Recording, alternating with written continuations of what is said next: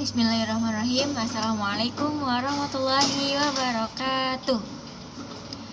Alhamdulillahirrabbilalamin. Bertemu kembali hari ini bersama dengan Ustazah Intan dalam pembelajaran IPA di kelas 5. Baik anak-anak, apa kabarnya anak-anakku di rumah? Semoga selalu sehat dan senantiasa dalam lindungan Allah Subhanahu wa taala. Kalau begitu, sebelum memulai pembelajaran hari ini, kita berdoa bersama-sama terlebih dahulu ya. Ustazah Intan akan memimpin doanya. Silakan teman-teman boleh mengikuti dari rumah. Sikap berdoa. Tangannya diangkat, kepalanya ditundukkan. Doa sebelum belajar. Bismillahirrahmanirrahim. Rabbi zidni ilman warzuqni fahman. Amin ya rabbal alamin.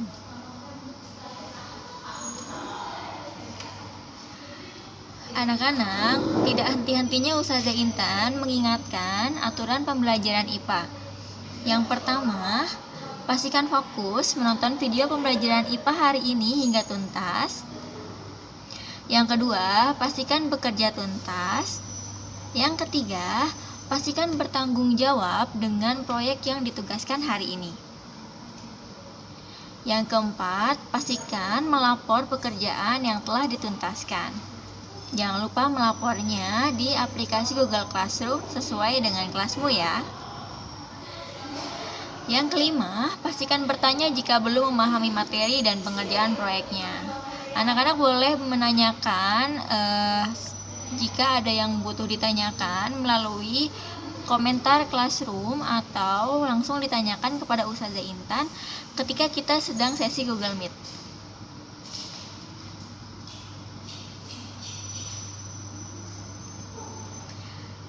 Hari ini kita masih berada di tema keempat, yaitu sehat itu penting. Subtemanya tentang gangguan kesehatan pada organ peredaran darah. Pada minggu sebelumnya, kita sudah membahas tentang peredaran darah hewan. Hari ini kita akan membahas peredaran darah manusia. Nah, sebelumnya Ustazah akan menyanyikan sebuah lagu tema. Masih sama seperti pekan yang lalu. Anak-anak masih ingat lagunya? Ya, nadanya adalah nada Laskar Pelangi ya, dari Niji. Kita menyanyi bersama-sama ya. 1, 2, 3. Jantung adalah organ tubuh manusia untuk memompa darah dengan cara berkontraksi, relaksasi. Jantung terdiri dari 4 ruangan, dipisahkan katup, serambi kanan, serambi kiri, bilik kanan, bilik kiri. Pembuluh darah dibagi 2, pembuluh nadi dan juga vena. Pembuluh nadi itu arteri, pembuluh vena itu pembuluh balik. Sistem peredaran darah, kalau yang kecil dimulai dari bilik kanan, arteri paru-paru, vena ke serambi kiri. Kalau yang besar dimulai dari bilik yang kiri ke aorta tubuh, vena ke serambi kanan. Hei, kesehatan itu yang terpenting. Mari jaga jangan sampai sakit. Bersyukurlah pada yang kuasa. peredaran darah kita, oh, sehat selalu, sehat selalu, sehat selalu. Mari berdoa bersama agar kita semua terhindar dari wabah penyakit yang saat ini sedang melanda negeri kita, dan semoga anak-anak di rumah, keluarga di rumah disehatkan selalu. Amin ya rabbal alamin.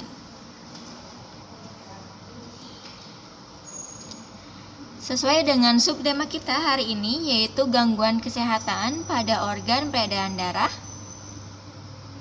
Gangguan pada sistem peredaran darah manusia adalah kelainan yang terjadi pada sistem peredaran darah manusia, disebabkan oleh faktor internal atau dalam tubuh, misalnya gen, kemudian hormon dan lain sebagainya, atau faktor eksternal, yaitu dari lingkungan salah satunya. Kemudian gangguan atau kelainan peredaran darah manusia dapat dikelompokkan menjadi kelainan pada darah dan kelainan pada pembuluh darah. Gangguan pada pembuluh darah diantaranya ada aterosklerosis, serangan jantung, tumor jantung, stroke, dan hipertensi. Aterosklerosis adalah penyempitan dan penebalan arteri atau pembuluh nadi karena penumpukan plak pada dinding arterinya. Sedangkan sindrom koroner akut atau kita kenal dengan serangan jantung adalah gangguan jantung serius ketika otot jantung tidak mendapat aliran darah atau tidak mendapat asupan oksigen di dalam darahnya. Lalu yang sering kita dengar juga ada yang namanya gangguan stroke. Stroke ini adalah kondisi yang terjadi ketika pasokan darah ke otak terganggu atau berkurang akibat adanya penyumbatan pada daerah bagian otak misalnya, atau pecahnya pembuluh darah, stroke hemoragik. Jadi ada dua, ada stroke iskemik, ada stroke hemoragik. Yang terakhir, mungkin kita pernah berobat ke dokter misalnya, lalu di tensi, diukur tekanan darahnya. Nah, ini untuk mengetahui apakah kita berada dalam kondisi hipotensi, tekanan darah rendah, atau hipertensi, tekanan darah tinggi. Nah, tekanan darah tinggi ini adalah di mana tekanan darah manusia berada di nilai 130 sampai 80 mmHg atau lebih. Jadi normalnya itu adalah 120 per 80 mmHg untuk tekanan darah manusia.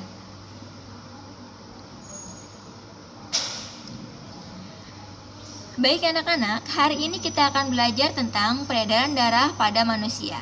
Nah, berarti dekat sekali nih dengan tubuh kita. Kita akan mengenali bagaimana sirkulasi darah pada tubuh kita. Sebelumnya, mari kita simak bersama video yang Ustazah Intan ambil dari aplikasi YouTube. Silakan disimak terlebih dahulu. Lalu selanjutnya Ustazah akan menyampaikan materi tentang peredaran darah manusia. Selamat menyaksikan. Halo teman-teman, masih ingat kan pembahasan kita pada bab sebelumnya? Itu loh tentang sistem pencernaan manusia dan hewan. Nah, hari ini Mama bantu kita ya buat membahas tentang sistem peredaran darah pada manusia. Oke, Pipo. Teman-teman, kalian ingat kan kalau proses pencernaan makanan menghasilkan sari makanan? Sari-sari makanan hasil proses pencernaan akan diedarkan ke seluruh bagian tubuh untuk dimanfaatkan. Nah, bagian tubuh yang memiliki tugas untuk mengangkut dan mengedarkan sari makanan adalah darah. Selain itu, darah juga berfungsi mengedarkan oksigen dan karbon dioksida hasil pernafasan. Betul, Pipo. Jadi, darah itu punya dua fungsi buat tubuh kita. Darah berfungsi untuk mengangkut dan mengedarkan sari makanan hasil proses pencernaan ke seluruh tubuh. Selain itu, darah juga berfungsi mengedarkan oksigen dan karbon dioksida hasil pernapasan. Peredaran atau aliran darah di dalam tubuh manusia terjadi melalui organ peredaran darah, yaitu jantung dan pembuluh darah. Jantung adalah organ tubuh yang berfungsi untuk memompa darah ke seluruh tubuh. Jantung manusia terletak di dalam rongga dada agak sebelah kiri. Kamu tahu nggak besar jantung kita? Kalau jantung orang dewasa sih kira-kira seukuran satu kepalan tangan yang beratnya 300 gram. Di dalamnya, jantung memiliki 4 ruang, yaitu serambi kiri, serambi kanan, bilik kiri, dan bilik kanan. Betul nggak, Ma? Betul, Pipo. Sebagai alat pemompa darah, jantung memiliki otot-otot yang kuat. Otot bilik lebih tebal daripada otot serambi, karena otot bilik memompa darah keluar jantung untuk diedarkan ke seluruh tubuh. Oh iya, di antara serambi dan bilik jantung ada pemisah berupa pintu turun yang disebut katup jantung. Katup jantung yang sehat dapat menutup sangat rapat, sehingga darah dari bilik tidak tercampur dengan darah dari serambi. Katup-katup itu membuka dan menutup seirama dengan denyutan jantung. Kalau nggak salah, pembuluh darah dapat dibedakan menjadi 2 berdasarkan arah aliran darah, yaitu pembuluh nadi atau arteri dan pembuluh balik atau vena. Bener banget, Pipo.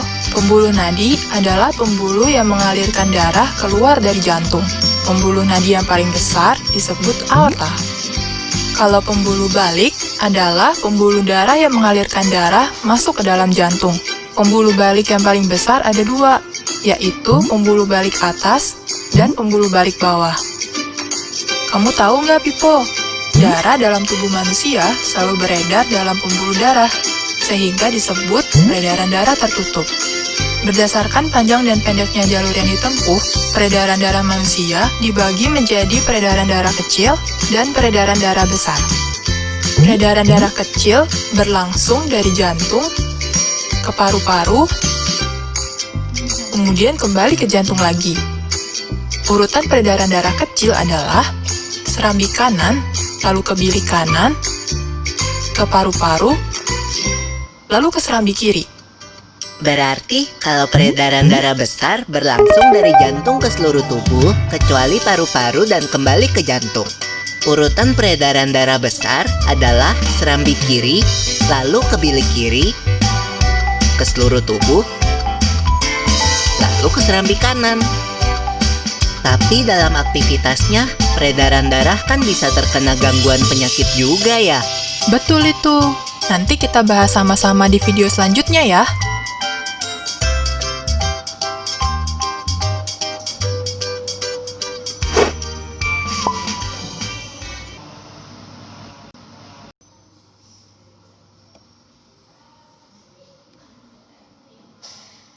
Baik anak-anak, setelah menonton tayangan video tadi, Ustazah akan recalling kembali apa yang sudah pernah dibahas pada minggu yang lalu, yaitu tentang jenis-jenis sistem peredaran darah. Ada yang masih ingat? Ya, yang pertama adalah peredaran darah terbuka. Artinya, peredaran darah ini merupakan peredaran darah yang didistribusikan darahnya tidak selalu melewati pembuluh darah. Contohnya adalah serangga, atau waktu itu Ustazah menayangkan tentang peredaran darah pada belalang. Selanjutnya, peredaran darah tertutup. Nah, ini peredaran darah tertutup ini merupakan peredaran darah yang distribusi darahnya itu melalui pembuluh-pembuluh darah. Contohnya hewan-hewan vertebrata atau manusia. Manusia juga termasuk yang memiliki peredaran darah tertutup. Selanjutnya peredaran darah tunggal. Nah, ini peredaran darah ini yaitu melewati jantung hanya 1 kali dalam siklus jaringan tubuhnya. Lalu ada lagi peredaran darah ganda, masih ingat? Nah, peredaran darah ganda ini melewati jantung sebanyak 2 kali dalam siklus jaringan tubuh. Kalau peredaran darah tunggal contohnya adalah ikan. Nah, kalau peredaran darah ganda ini peredaran darah pada manusia contohnya. Selanjutnya, di peredaran darah ganda terdapat juga peredaran darah kecil yang disebut dengan pulmonal atau dimulai dari bilik kanan jantung menuju paru-paru lalu kembali ke jantung kembali. Lalu ada peredaran darah besar. Nah, ini dimulai dari bilik kiri jantung menuju ke seluruh tubuh dan ke serambi kanan jantung. Atau urutan singkatnya, kalau peredaran darah kecil bisa kita hafal dengan jantung, paru-paru, jantung. Sedangkan peredaran darah besar, jantung, seluruh tubuh kembali ke jantung.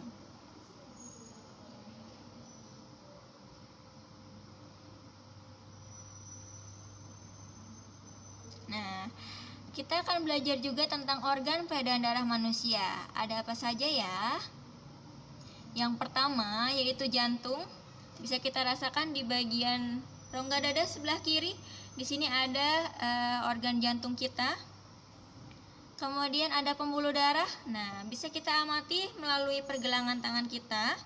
Di sini ada yang berwarna biru, lik atau pembuluh vena. Kemudian yang warna merah adalah pembuluh arteri atau pembuluh nadi. Yang terakhir ada darah. Nah, 90% bagian tubuh kita dialirkan oleh darah. Nah, darah ini terbagi menjadi dua anak-anak. Ada plasma darah dan ada sel darah. Sel darah juga dibagi tiga. Ada sel darah merah disebut dengan eritrosit, ada sel darah putih disebut dengan leukosit, dan ada keping darah disebut dengan trombosit.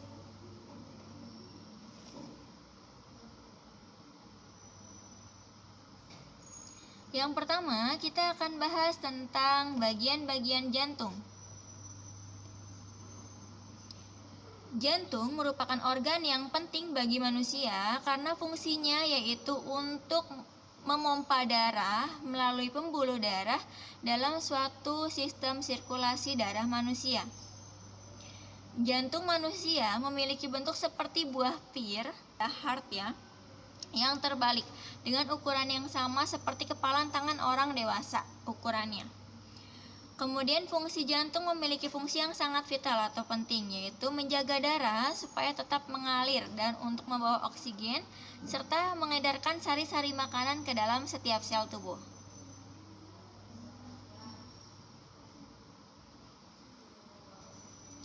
Bagian jantung yang pertama adalah aorta. Aorta ini merupakan pembuluh nadi terbesar di dalam tubuh yang letaknya di bagian atas jantung. Nah, di situ sudah ditunjukkan ya, nomor 1 adalah aorta. Fungsi aorta ialah untuk membawa darah yang mengandung oksigen dari ventrikel kiri ke seluruh tubuh. Ada juga yang disebut dengan vena cava superior. Nah, vena cava superior ini merupakan pembuluh vena yang besar dan letaknya di atas jantung. Fungsinya untuk membawa kembali darah yang mengandung banyak karbon dioksida. Berarti sudah melalui proses pertukaran ya, dari seluruh tubuh menuju bagian atas jantung. Nah, ini berarti nanti darahnya berhubungan dengan paru-paru karena sudah menuju bagian atas jantung. Kemudian ada lagi vena cava inferior. Nah, kalau tadi superior di bagian atas, vena cava inferior ini merupakan vena yang terbesar dalam tubuh juga, namun fungsinya membawa darah dari bagian bawah tubuh ke atrium kanan jantung. Nah, di sini ada nomornya sudah ditunjukkan. Nomor 1 itu aorta, nomor 2 itu vena cava superior, dan nomor 3 adalah vena cava inferior.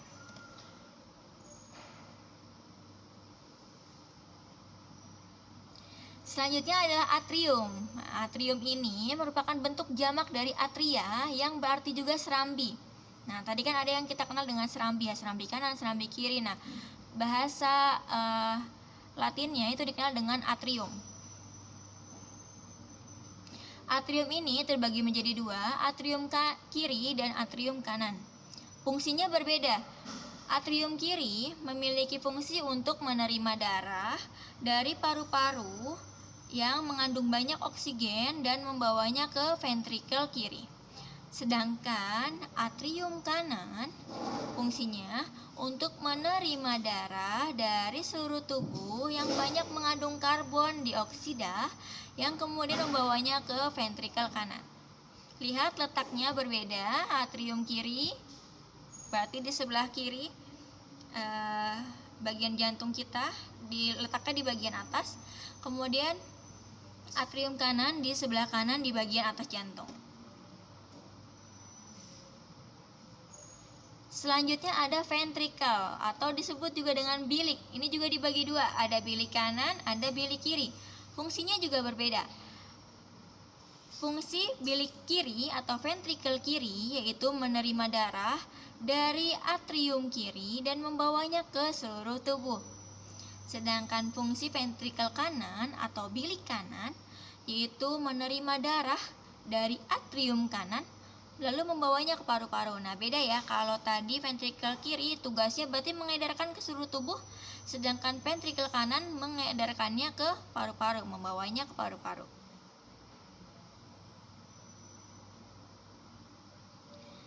Selanjutnya ada vena pulmonalis. Nah, vena ini merupakan pembuluh darah yang membawa darah yang banyak mengandung oksigen dari paru-paru ke jantung. Ingat ya, dari paru-paru ke jantung, makanya disebut dengan pulmo. Pulmo itu kan paru-paru ya, jadi vena pulmonalis dari paru-paru ke jantung. Lalu, fungsinya ini membawa darah banyak oksigen kembali ke dalam jantung, kemudian baru diedarkan ke seluruh tubuh dari jantungnya. Lalu ada lagi nih, arteri pulmonalis. Kalau arteri pulmonalis ini pembuluh darah yang mengangkut darah dari jantung ke paru-paru. Jadi kebalikan. Fungsinya ini berlawanan antara vena pulmonalis dengan arteri pulmonalis. Kalau vena pulmonalis dari paru-paru ke jantung, kalau arteri pulmonalis dari jantung ke paru-paru. Nah, tadi vena pulmonalis membawa darah yang banyak mengandung oksigen. Sekarang arteri pulmonalis membawa darah yang banyak karbon dioksida menuju paru-paru.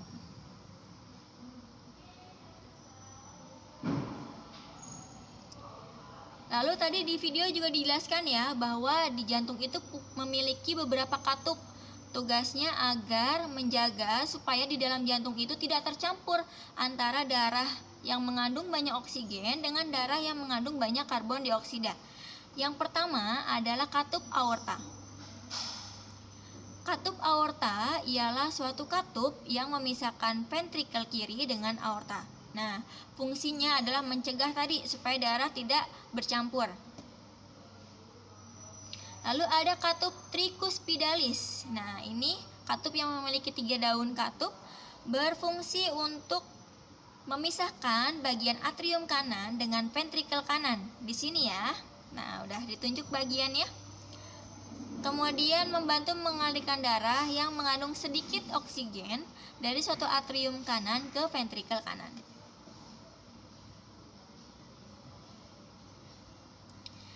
Selanjutnya ada katup mitral atau disebut juga dengan katup bicuspidalis. Nah, tadi ada katup tricuspidalis, sekarang ada katup bicuspidalis. Nah, katup ini memisahkan atau mencegah suatu darah yang telah berada di ventrikel kiri kembali ke atrium kiri. Tadi kita sudah bahas tentang jantung. Kali ini kita akan bahas tentang organ darah lainnya, yaitu pembuluh darah. Pembuluh darah dibagi dua, ada pembuluh nadi atau arteri dan pembuluh balik atau vena. Nah, lalu arteri dan vena ini dihubungkan oleh pembuluh kapiler. Di sini ada ya, yang vena berwarna biru, arteri berwarna merah dan dihubungkan oleh kapiler.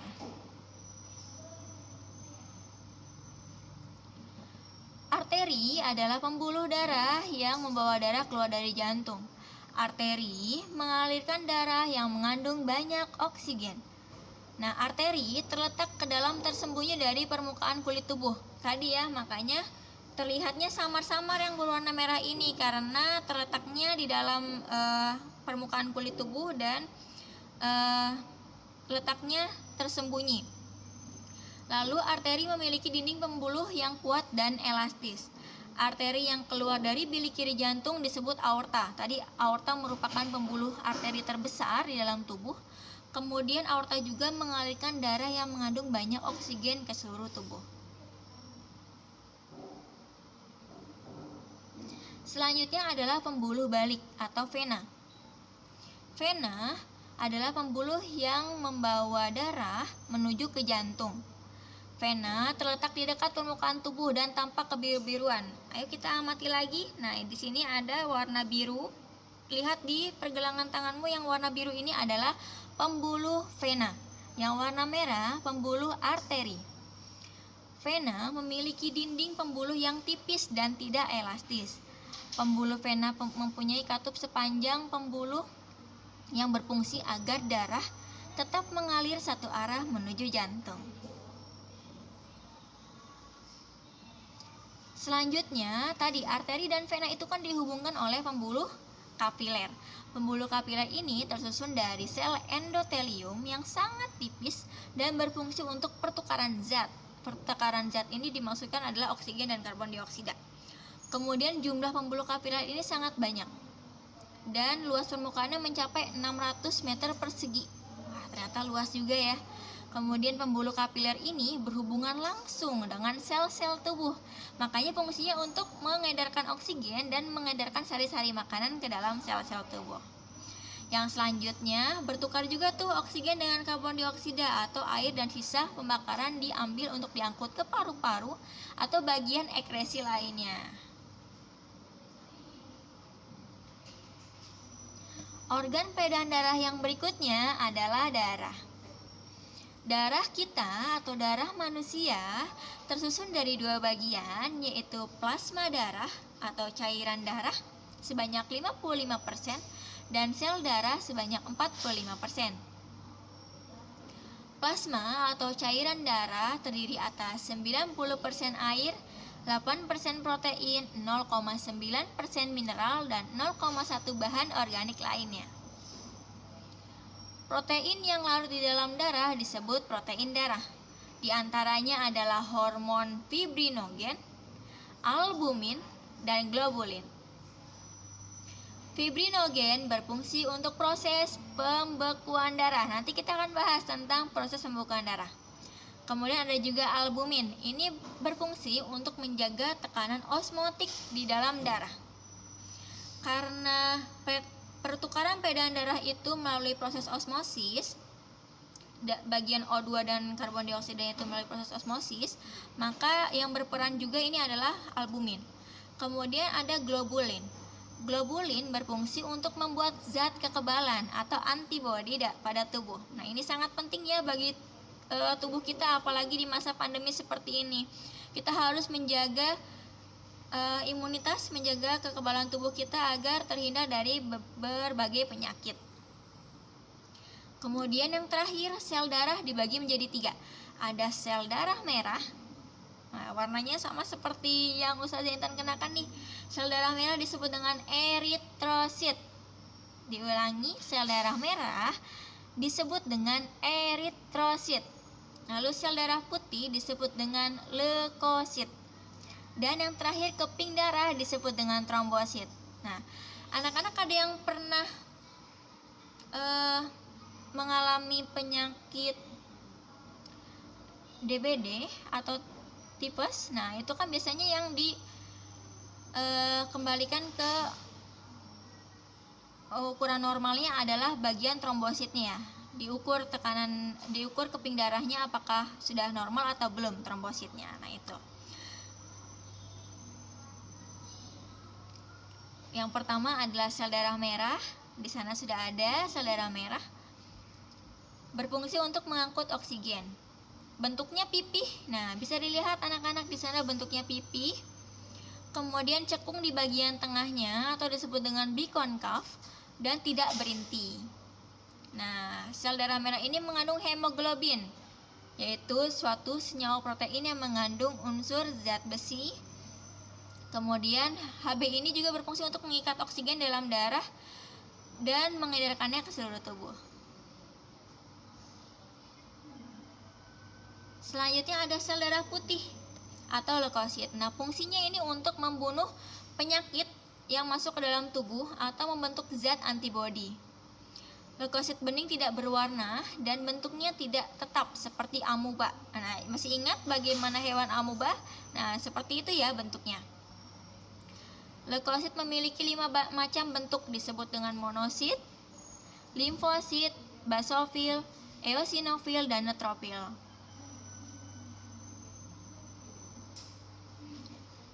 Yang selanjutnya ada keping darah atau trombosit. Berfungsi untuk pembekuan darah. Nah, memiliki enzim yang disebut dengan trombokinase. Nah, jika tangan kita misalnya terluka, tersayat oleh pisau, maka enzim trombokinase akan keluar dari bagian trombosit karena pengaruh ion kalsium dalam darah. Kemudian enzim ini akan mengubah protrombin menjadi trombin, lalu trombin akan menjadi fibrinogen dan menjadi fibrin.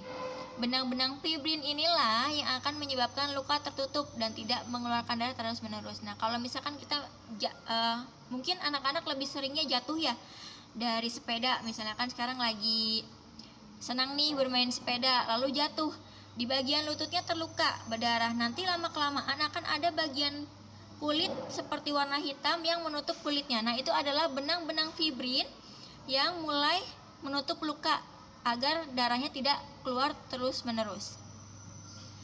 Tentunya proses pembekuan darah ini butuh bantuan dari vitamin K juga, makanya disarankan untuk teman-teman mengkonsumsi vitamin K agar ketika terluka itu terbentuk pembekuan darahnya itu mudah. Nah, ini ada gambaran bagaimana proses pembekuan darah karena terluka. Misalnya, kulit terpotong dan pembuluh darah pecah, maka keping-keping darah akan menembus dinding pembuluh darah. Kemudian bahan-bahan kimia dikeluarkan dari keping-keping darah tadi dan bereaksi dengan senyawa pada plasma, pada cairan darah. Kemudian akan dihasilkan serabut-serabut yang menyebabkan darah tidak keluar kembali. Nah, jaringan parut ini akan terbentuk dan semakin lama akan semakin mengeras. Makanya ketika ada bagian yang warna hitam itu sedang menutup kulit, itu jangan dikelupas. Justru itu dibiarkan mengering dengan sendirinya. Karena di dalamnya, di bagian dalam yang hitam itu, yang mengering itu, nah itu sedang regenerasi kulit kembali di dalamnya. Ya. Jadi sebaiknya ketika sedang terluka itu tidak dikelupas bagian hitamnya. Jadi biarkan mengering dengan sendirinya. Lalu ini mekanisme proses pembekuan darah. Trombosit pecah, mengeluarkan trombokinase. Enzim ini akan mengubah protrombin menjadi trombin yang dibantu dengan kalsium dan vitamin K. Trombin akan berubah menjadi fibrinogen menjadi fibrin. Terakhir, yaitu kita akan belajar tentang golongan darah. Anak-anak sudah tahu belum golongan darahnya apa? Boleh ditanyakan kepada orang tuamu. Kita bisa tahu golongan darah kita karena golongan darah ini juga ada kaitannya dengan gen atau keturunan. Nah, golongan darah ini dibagi menjadi 4 golongan. Yang pertama ada golongan darah A, yang kedua golongan darah AB, yang ketiga golongan darah B, dan yang terakhir ada golongan darah 0. Ya, jadi bukan O ya, tapi golongan darah 0. Orang yang memberikan darah disebut pendonor. Kemudian orang yang menerima darah disebut dengan resipien. Darah yang menggumpal karena adanya agglutinogen dan agglutinin dalam darah. Agglutinogen ini merupakan zat protein darah yang dapat dikumpulkan oleh agglutinin. Ada 2 macam agglutinogen, yaitu agglutinogen A dan agglutinogen B. Terakhir anak-anak, yaitu bagaimana mekanisme sistem peredaran darah pada manusia. Tadi sudah dijelaskan, ada 2, peredaran darah kecil dan besar. Coba kita lihat ya, kalau peredaran darah kecil itu berarti secara singkatnya adalah dari jantung menuju ke paru-paru. Nah, di sini ya. Kemudian kembali ke jantung. Sedangkan peredaran darah besar di sini ada gambaran manusia. Nah, ini peredaran darah kecil. Kemudian ada peredaran darah besar, berarti urutannya dari jantung ke seluruh tubuh, kemudian kembali ke jantung. Itu secara singkatnya.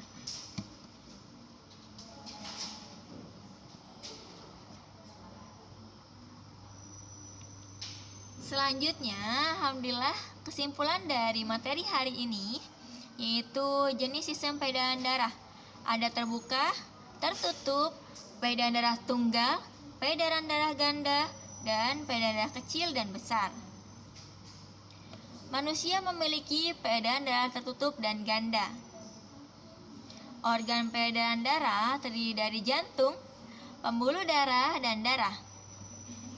Bagian-bagian jantung terdiri dari arteri, vena, aorta, vena pulmonalis, arteri pulmonalis, vena cava superior, vena cava inferior, katup aorta, katup bicuspidalis, dan katup tricuspidalis. Pembuluh darah dibagi dua. Ada pembuluh nadi disebut dengan arteri yang berwarna apa? Merah ya. Lalu pembuluh balik atau vena yang berwarna biru. Darah terdiri dari plasma darah dan sel darah. Plasma darah atau cairan darah terdiri dari 90% air, 8% protein, 0,9 mineral, dan 0,1% bahan organik lainnya. Sel darah pada manusia ada sel darah merah disebut dengan eritrosit, sel darah putih leukosit, dan keping darah disebut dengan trombosit. Golongan darah manusia terdiri dari golongan darah A, B, AB, dan 0. Mekanisme peredaran darah manusia terbagi menjadi peredaran darah kecil dan peredaran darah besar.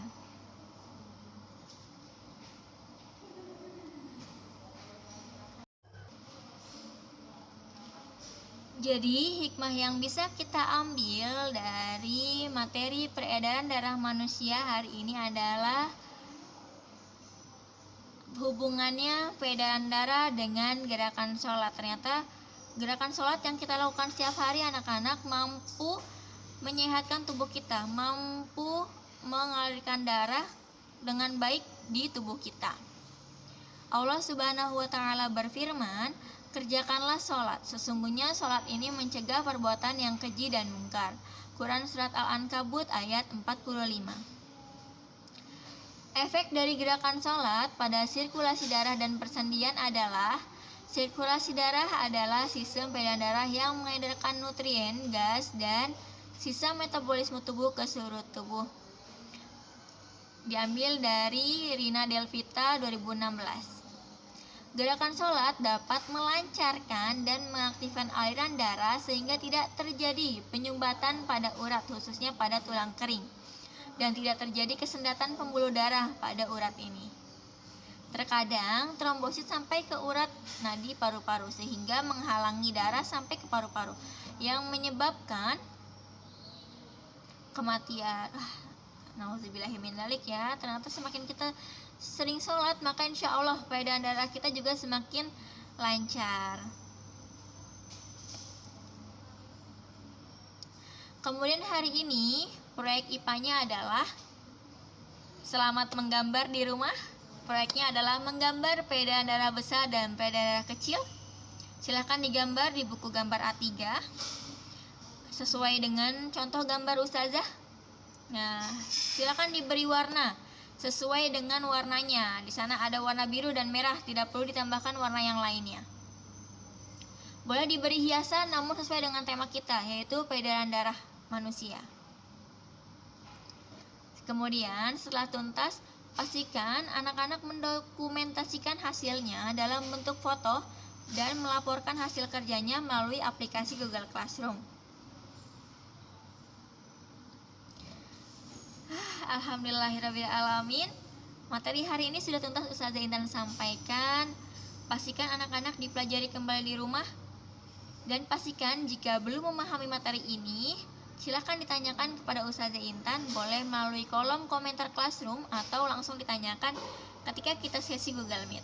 Kalau begitu, setelah ini kita berdoa bersama-sama. Kita akan menutup pembelajaran dengan berdoa. Sikap berdoa. Tangannya diangkat, kepalanya ditundukkan. Membaca hamdalah bersama-sama. Alhamdulillahi Rabbil Alamin. Segala puji bagi Allah Tuhan semesta alam.